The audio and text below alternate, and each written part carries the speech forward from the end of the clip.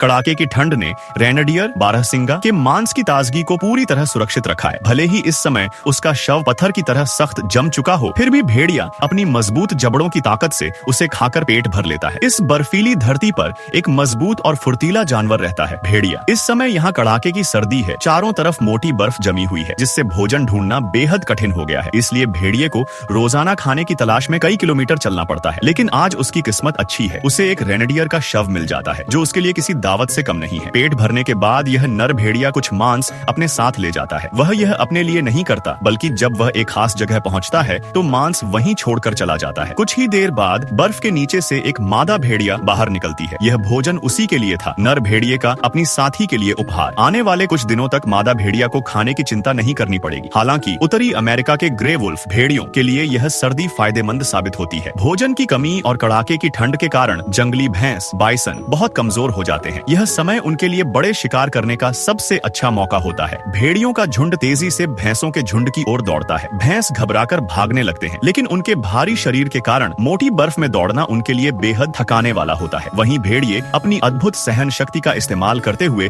लगातार उनके पीछे लगे रहते हैं। जब भैंस थकर रुक जाते हैं तो भेड़िए चारों ओर से हुआ करके उन्हें फिर से दौड़ने पर मजबूर करते हैं। यह उनकी शिकार करने की एक खास रणनीति है। आखिरकार दबाव में आकर भैंस फिर दौड़ने लगते हैं और भेड़िए फिर से उनके पीछे लग जाते हैं। कभी कभी भेड़िए अलग अलग दिशाओं में फैल जाते हैं और कई शिकारों को निशाना बनाते हैं, जिससे उनके शिकार की सफलता बढ़ जाती है। कुछ समय बाद एक बूढ़ा और कमजोर भैंस थकर झुंड से अलग हो जाता है। उसके पास केवल एक भेड़िया रह जाता है, लेकिन वह अब इतना थक चुका है कि भाग नहीं सकता। भेड़िया भी बहुत चालाक होता है। वह सीधे हमला नहीं करता, बल्कि भैंस के आसपास घूम घूम कर उसकी बची खुची ताकत भी खत्म करता रहता है। धीरे धीरे भैंस पूरी तरह कमजोर हो जाता है और संघर्ष करने की ताकत खो देता है। तभी एक और भेड़िया वहां पहुंच जाता है। अब उस भैंस का अंत तय हो चुका था। भेड़ियों के झुंड ने आखिरकार अपना शिकार सफलतापूर्वक पूरा कर लिया।